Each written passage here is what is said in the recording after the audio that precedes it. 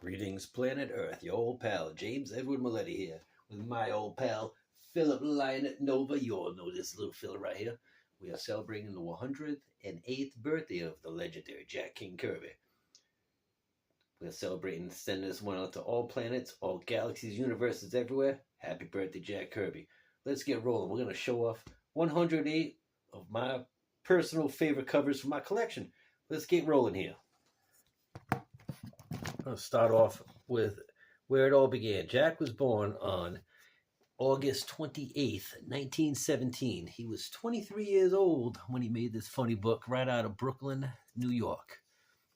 He made 12 issues of Captain America comics with Jack Kirby, with Joe Simon. And then he went off to join World War II, fighting under General Patton. When he came back into town, he made some funny books on the DC. Eventually, he would end up creating this book. This is a Fight American, originally from 1954, and this is a version of it, reprint from 1966.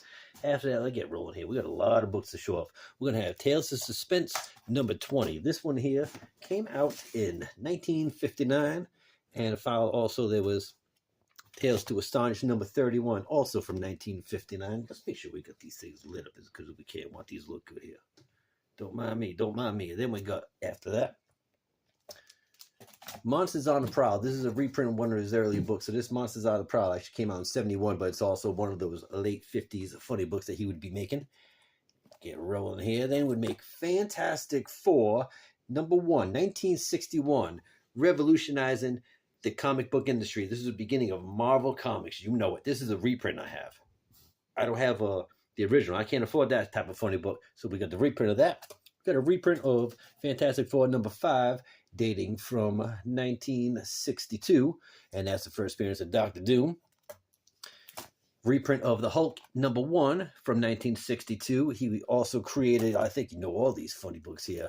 We got the Avengers, which began, that was 1963. He started up that book. He also had the X-Men started up 1963 as well. X-Men, a great book. This particular funny book right here I've had for a very, very long time. It's a reprint of an early, I believe, X-Men number 5 from 63. But so that's a reprint. Marvel Superheroes number 23 from 1969. It's a lot. That's a much more affordable copy. Don't be trying to get any of my funny books here. Anyone watching this, you think you're going to come to no funny books. We got ninjas, we got samurais. We'll take care of you coming and looking for trouble. As you know, this is a reprint made on Jack Kirby's 100th birthday. This was Avengers number 4, which would bring Captain America into the continuity of Marvel. This was originally 1964 funny book. And bringing Cap into continuity, he started to have his own tales alongside Iron Man. Each one would have half of the comic book. So this here is Tales of Suspense number 72 from 1965. I love that funny book. All these work hard to make this collection. They're all beat up, drawn all over. We got Tales of Suspense number 74. That one's going to be from 66. Great cover.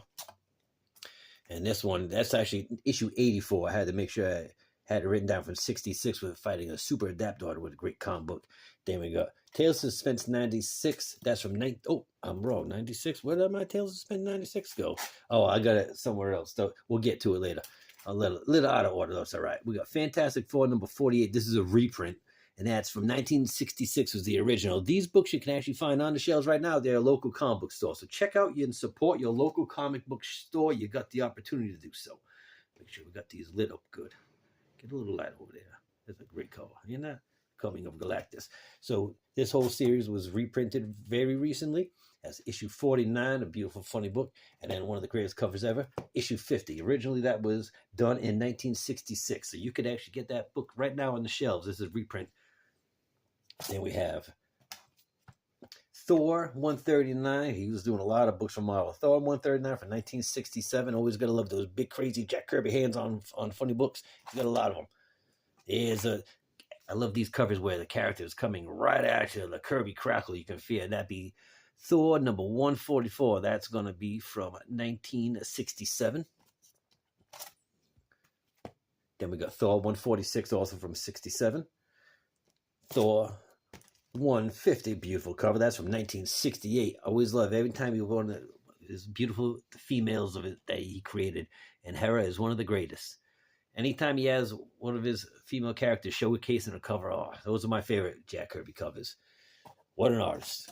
Then we got, it's a great cover, number 152 from 1960. I always like that cover because you look, he's pinching his cheek. He's like, oh, you're growing up so fast. And Thor's like, quit picking on me. I love that cover. That's a good one. So we'll switch out books. We've got a little stack here. We'll switch these out. Look at some more funny books. That's a nice cover right there. Line that up so we'll see that without so much glare. So that'd be Thor. Whoops. Yeah, they got that glare. That'd be Thor 153. I want to make sure you can see this. And that's B from 1968. This is a great cover right here, where Thor hangs out with Galactus. I love that funny book. This one, the whole cover, they talk about what it's like being a god, how it's kind of awkward. They're having some ice cream together. It's a good comic book. So that's Thor number 160. That's going to come from 1969. And this is one of the books. It was pretty much Thor's teenage years, called Tales of Asgard. Real fun comics. That's from 1968. Great cover right there. Now, we got my man Captain America right here. And so Cap got his own book, and this would be in 1968. And now this series, I really worked hard to collect this series. So that's 100. Jack had a great run in 68. Oh, there's that funny book we're looking for. That was in 96. Now you know where we're like. Let's take a look at that one. That's a good cover. Cap just falling all over the place, falling all over himself. Wow, man. But in 96, they would run Tales of Suspense up to 99, and then the book would become Captain America. So that's why this book is Captain America 100. Now it makes sense. I know Marvel's a crazy thing, so I work hard collecting these Captain America funny books right here. We got Captain America number 101. This is all from 1968, all these covers. So Jack was knocking them out. 101. Take a peek at Captain America number 102 with the Sleeper Strikes. Fantastic cover. 68. We got Captain America number 103. Captain America number 104. Slaves of the Skull, all of his buddies. Bunch of jerks. We got Batroc. He's a riot. One of my favorite villains. He's fun. Captain America number 105, 1968. We got Captain America fighting himself, Steve Rogers. Captain America number 106, 1968. One of my favorite all-time covers and a great issue. Captain America number 107, beautiful issue. Captain America number 108, another great issue. Captain America number 109, one of the most infamous Captain America covers of all time. Is a nice beat-up cop, and that's the way I like them, beat up. That's 1969, that funny book came out. Then Jim Steranko did a few issues of Cap, and then Jack came back and did his final issue, Captain America number 112. This would be 1969. He would move on to a couple of other series, but he also did a cover of Daredevil number 43, one of my favorite covers because they got into a good old fistaroo, and that was 1968. Then there's a reprint of the Sergeant Fury funny books, and this is a Sergeant Fury Marvel Special Edition number 11. This reprint was made in 1973. Originally, the book was from 64, I do believe. Get this rolling. And then he made a little series of the Inhumans, just like the other books where Gene Colan was doing the Black Widow stories. He was doing the Inhuman stories. So this is Inhumans number 1, and this would be dating from 1969. Oh, 1970, actually. 1970. Around this time, Jack was having a lot of problems with Marvel, and he would eventually move on fairly soon after this last little batch of Fantastic Four originals. There's only a few originals I have in the series. I had to fight some Kid Carl for that one. So that's Fantastic Four number 95 from 1970. And 97 from 1970. 98 from 1970. And then one of his final covers, that's Fantastic Four number 101 from 1970. He would his final issue would be 102. And it was a couple of people working on a book. Long story. Anyways, Silver Surfer, number 18. This will be Jack's final book with Marvel at that point. This was dated September 1970. He would put out this amazing book where he let known his anger for what Marvel had done to him be known. So we switch out here. We got another little batch. He would move on to DC, and he would create an incredible saga called The Fourth World, this being the first book. New Gods, number 1. The cover date is February 1971. One of his finest creations, The New Gods. Gotta love The New Gods. I love this cover. One of the best. So that is New Gods number 2, number 1971. Just so much going on. I always love Jack's floating heads. I'm a big fan of the floating head phenomenon. But in the 1970s, he introduced a lot of new themes to his covers. So we have New Gods number 3 introducing the Black Racer. What a great character. A character who goes after other gods whose time has come to meet their maker. Wild character. The Black Racer. Okay, then we got Forever People, another great creation of Jack's. That was from Forever People number 1, March 1971. He's just going 1 month after another. He had New Gods, then he's got Forever People. That's a great cover. And I always love Beautiful Dream, a great character. One of my favorite characters, one of my favorite covers, the Mantis, is one of my all-time favorites. I'm going to show you something later on. But this cover here is New Gods number 2. It's Forever Gods. Sorry. Forever People number 2, 1971. You know, I've been up for a while. All right. Let's celebrate that. We got Forever Gods. Forever People number 3. You know, it's been a long night. Forever People number 3. Beautiful cover. He also created Mr. Miracle. Mr. Miracle number 1, dated April 1971. Another one of his great creations, inspired by Jim Steranko, who was an escape artist.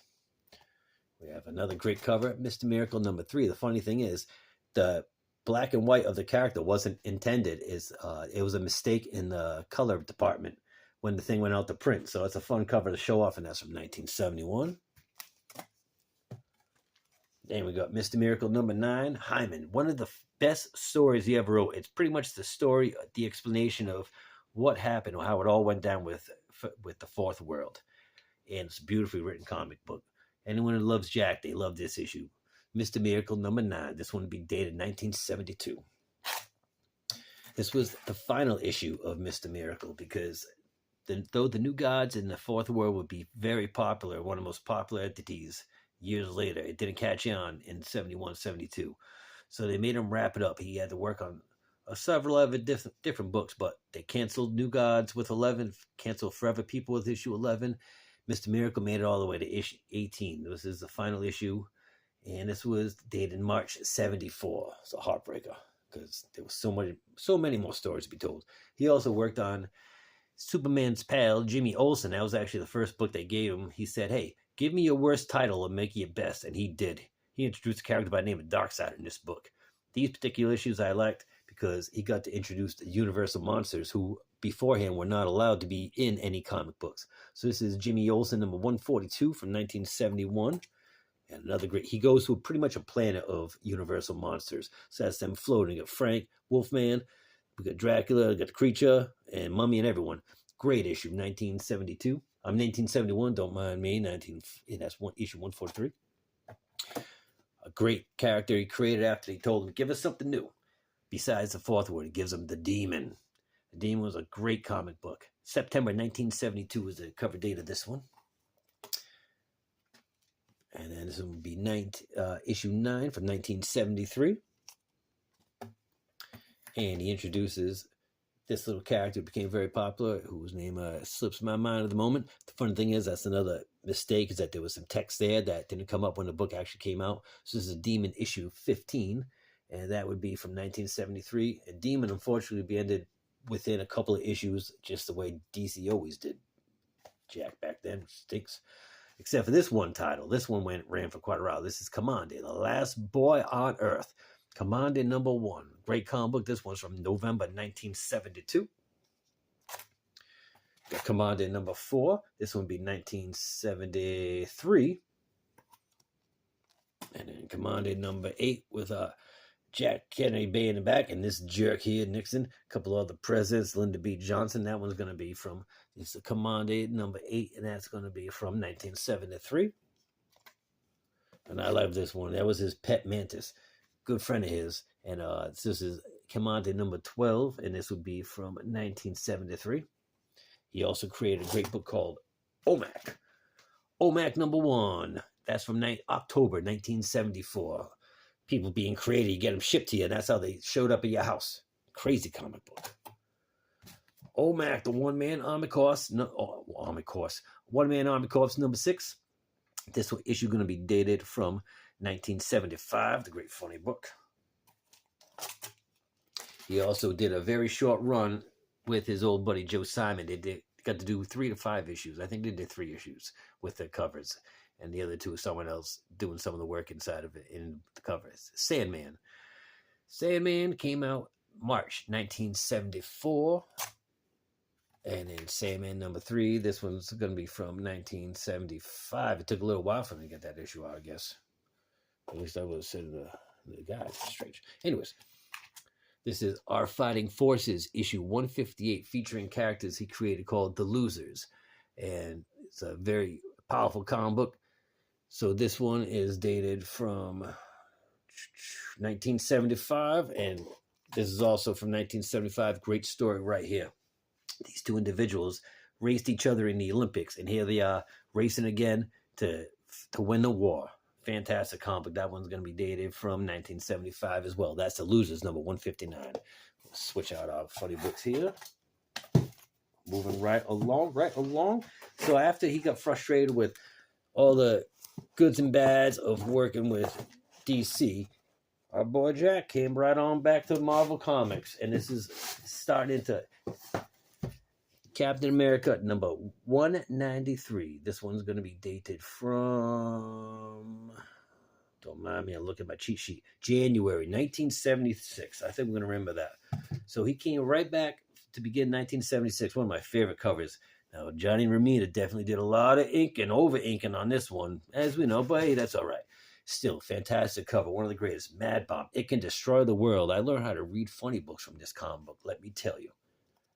Jack Kirby, 1976. I was born in 1976. I was about 4 years old. I got this somehow maybe from a barbershop, and I learned how to read from it. That's another one there. Captain America number 199, hanging out with his buddy Sam Wilson, the Falcon, one of my all-time favorite characters. So I love this cover. Just he's like, oh, let me just buy one more toy, and Sam's like, no, we gotta go. I love that cover. It's a great one. That's from 1976. On the 200th anniversary of the United States, America Will Die, the special bicentennial issue, Captain America 200. I love that comic book. This is one of my all-time favorite comic books, and you know this one came out in July 1976. What a fantastic funny book that one was.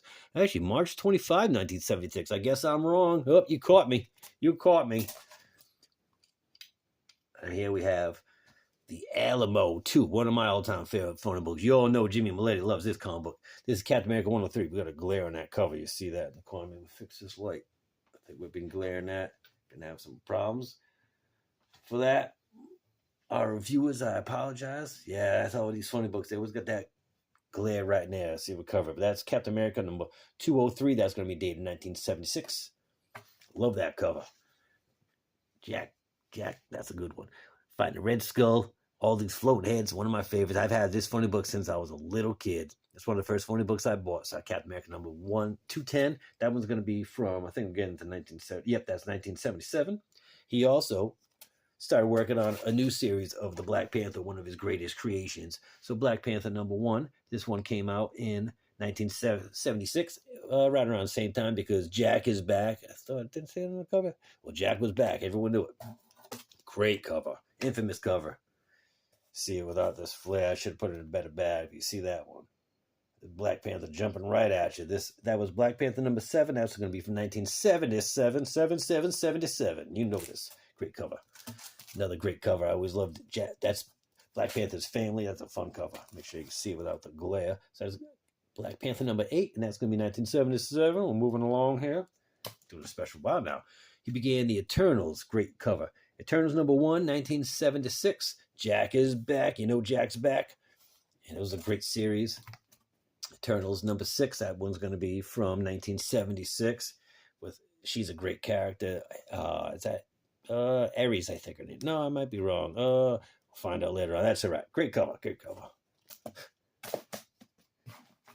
Then one of those giant Kirby hands. I love the Kirby hands. So we love that cover. It's going to be Eternals number 10, and that is going to be 1977. He's going to have a great year of covers in 1977. Another great cover right here. Eternals number 14, 1977. Did a real fun comic called Devil Dinosaur. This one began in 1978. They asked him, give us something that the kids are going to like. And he loved making Devil Dinosaur. Real fun comic with Moon Boy. Can't go wrong with Moon Boy. Another great cover. fighting the Kingdom of the Ants. I think I've shown this comic off on one of my earlier episodes. So that's Devil Dinosaur number 5 from 1978. He also began a 12-issue run of 2001: A Space Odyssey, followed by a Treasury edition he did, which was great. And each issue was different eras of different beings finding the source, or the monolith, which was similar to the source in the New Gods, Fourth World. Fun stuff. Anyways, 2001: Space Odyssey, issue 8, dated 1977 July. He introduced a character by the name of Machine Man, who would become a very great character in the Marvel Universe, and he would follow that with the creation of Machine Man number 1, which was July 1978, which would Machine Man be one of the final books he actually made for Marvel Comics, because he would have disputes with the editorial department after that. But meanwhile, in the 70s, besides working on the comic books that he had been doing, he was also doing some great covers for Marvel, for some of their other books. So I'm going to show them all because I got them on hand. I'm a big fan of these covers. That's Fantastic Four. Don't mind all that glare. Sorry about the glare. Fantastic Four, number 164. This is going to be dated from, I believe that was 1978. Great cover right there. Love that. And then Invaders number 8. Another great cover he did, featuring Union Jack. That's going to be from 1976. The interior is done by the immortal Frank Robbins. Invaders number 9, 1976. Interiors by Frank Robin. Invaders number 11. This one's going to be 76 also. Frank Robbins interiors. Great cover. And one of my favorite covers he did introducing the character was Spitfire. So there'd be this from 1977. That's Invaders number 12. Great cover. Love that cover. He did this cover here of Liberty Legion in 70. What would that be? That's 1977. It's another great cover. 77. The interiors, I believe, Sal Buscema for this book. But great cover. And then the Liberty Legion appearing in the Things Funny book, issue 20 from 78, I believe. And once again from 78, making their appearance as like a two-parter. Fun stuff, good stuff. Also, this incredible cover, 3D Man from Marvel Premiere number 35. This issue is going to be from 1977, I do believe. That's, 1977. And he didn't do the interiors. Jim Craig did the interiors, but great cover. What a cover.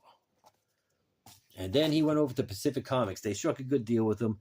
He worked in the cartoons for a bit, but he made a comeback, and this is Captain Victory, number 1, Pacific Comics, November 1981. Great book. So we do Captain Victory. We show off a couple of the great covers of it. Captain Victory, number 9. This one's going to be going to 1983. He was doing them bi-monthly. I love that cover. Wild stuff. He also did a beautiful book called Silver Star, one of my all-time favorites that he created. Silver Star, number 1 from 1982. Great, great comic book. And I always love this cover. Issue 2 from 1982 again, right? Yeah. 1982. That's just ridiculous. I love that character, Darius Strum. Great cover. Silver Star. Then Steve Gerber was a writer who created Howard the Duck, and he kind of dealt with a lot of financial problems with Marvel. So he and Jack did this little 4-issue run called Destroy a Duck, which was a whole lot of fun, from Eclipse Comic Books. Very outspoken series of 1982. Well done, Jack. Fight the good fight with this one. Destroy a Duck. Great stuff. DC did him right. After everything from the 70s, he came back. They made a toy line, and they said, Jack, you decided some action figures. We're going to put some money in your pocket. And they did. So they did right by him. Did the Superpowers line. And so the first miniseries, I love this cover because it shows off Diana, the Wonder Woman. And that's Superpowers number 3 from 1984. Great cover. The first miniseries they did was just the DC characters, introducing them to the toy collectors. Another great cover. You're going to love that cover. And that's another great cover. The second series of Superpowers would be the characters fighting all the Fourth World characters reintroducing them. Actually, they were kind of reintroducing them under Jack's hands, so they're great comics to be had. And it helped out with taking care of Jack and Rosalind in their later years, his lovely wife Rosalind, if I didn't mention her. This was one of Jack's final covers that he did for DC. He did the whole interior. So this is DC Presents Superman and Challenges You Don't Know. It would have been DC Presents number 84. This is dated 1985, and that's I believe, the last comic book he actually did, interiors and everything. He'd take a break, but eventually Topps Comics, right before Jack passed away he passed away in February 28th, 1994. But in 1993, Topps Comics made a series based on his characters, and they made sure to take care of Jack and his family, and that's one of my favorite covers that I did from that series. So there we go. That, my friend, is 108 Jack Kirby covers, celebrating the birthday of the man. And your old pal, James Edward Mulletty, showing off the Jack Kirby poster, showing off. We got my buddy Phil. I want to show you one last thing. I told you I was going to show you off one last thing. I know he's hanging in there. That's our cat hanging in there. We're going to show you one last thing I'm proud to show off. This is the original inks from Who's Who number 14, featuring my favorite character, the Mantis. Both the New Gods version and the Superpowers version, which he got to make money on. Now, these are Greg Theakson's inks of Jack's pencils. The pencils are in the Jack Kirby Museum, I believe. So here are the inks. You have the foreground inks. You have the background inks. And then how they looked in the final page. Very proud to show that off. Don't tell no one I got that. Planet Earth, neighboring planets, galaxies and universes everywhere. This has been a celebration of the 108th birthday of the legend, the only, Jack King Kirby. Thank you, everyone, for joining us. My buddy Phil and I will see you next time. Hang in there. Keep believing the dream. And a little last quote from Jack. Each character has the well-earned right to dimensional treatment and further insight. Each has the right to individual focus. In order for that, each must have their own stage to play upon. Jack Kirby, we love you.